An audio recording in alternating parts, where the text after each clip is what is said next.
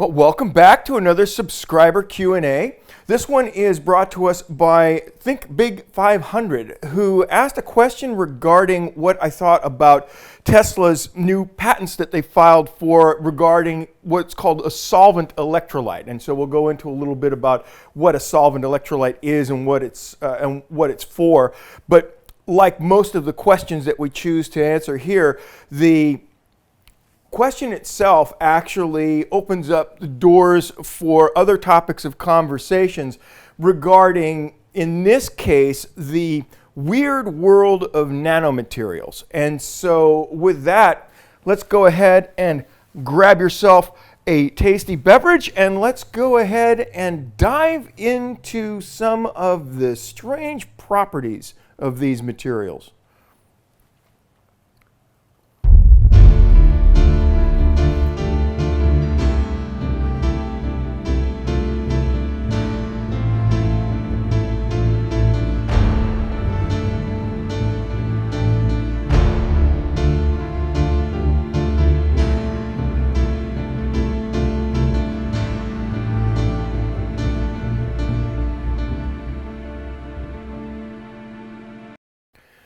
So let's talk a minute about nanomaterials. So in previous videos, you've heard me discuss in terms of things like paste or powder or granulated material or matrix in a way to try and use context references that you'll understand from things that you've dealt with already and deal with on a day-to-day basis. But these materials are so bizarre. And so then we wind up hearing people refer to the material as a monocrystal cathode material. And then all of a sudden, we start thinking something like this.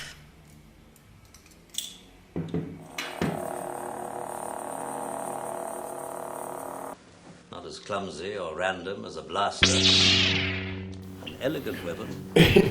So obviously we're not talking about some exotic power source when we start hearing about monocrystal cathode material. But what are we talking about? Well, so this goop right here, I'll do a link to the full video and put it in the description so that you can watch it. I'd highly recommend that you watch it. It's a real interesting video. But this goop that you see here, this is a combination of water and what's called monocrystal quartz or fume silica.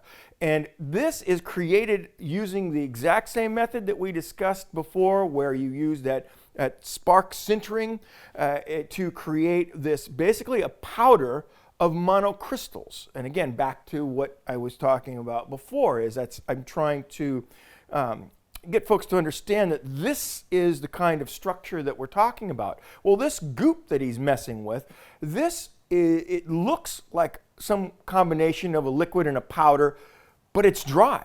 And it's dry because these little monocrystals of silica have formed around every droplet of water. And because they're hydrophobic, the exterior of it is dry. And so you wind up having all of these water droplets all contained inside this matrix now with the water of monocrystals of silica, of quartz. So this material that you saw there, it is exactly the same as far as its physical properties as those monocrystals of garnet that we had hypothesized were going to be a part of this million-mile battery. And obviously my thought there is that this is also the foundation for a solid-state battery. Whether they decide that they want to go ahead and call it that or not, that's almost immaterial, but that's another topic for further videos. But the nanomaterial. So you have these monocrystals of whatever they decide to use, garnet we'll just say. In order for them to be useful in this battery, you have to have an electrolyte that is able to engage all of these granules, all of these small monocrystals. And in order to do that, you can't use a heavy electrolyte like a paste or even a heavy oil would have a very difficult time in getting to all of the granules. It would just surface coat it, and that would be it. So you see where this is all going. The patents that Tesla is filing for, these are in what are called solvent electrolytes. And these are very low viscosity electrolytes that may even interact with the surfaces of these materials that, that they're applied to.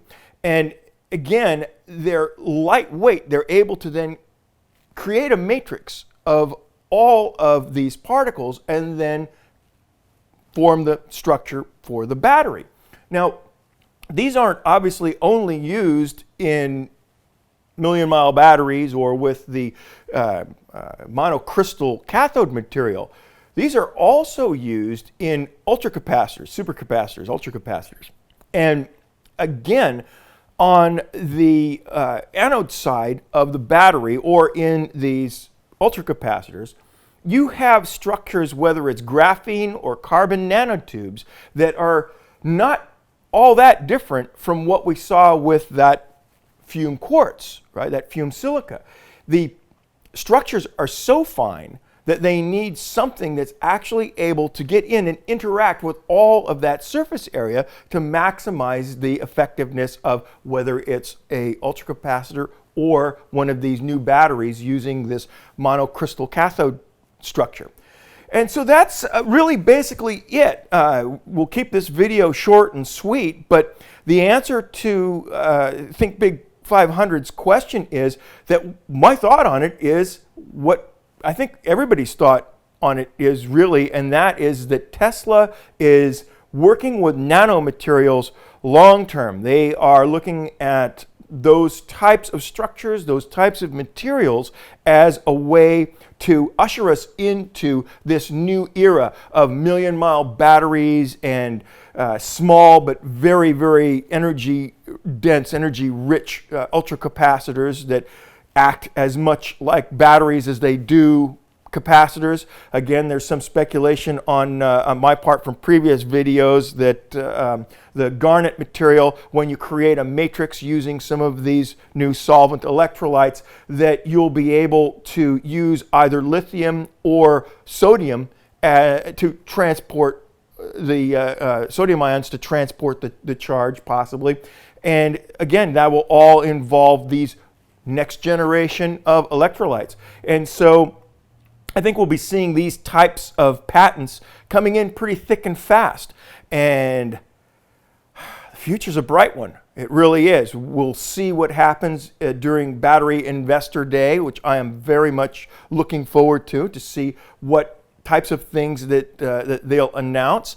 And I think we're going to have to be doing many more of these videos. And so, again, we're in the crystal ball room because we are doing some amount of speculation, and this is a good place to do this. And so, as we look into the future, I think Tesla's going after nanomaterials. Thanks for joining us, and I hope you found this fun, and we'll be doing many more. Thanks for the question.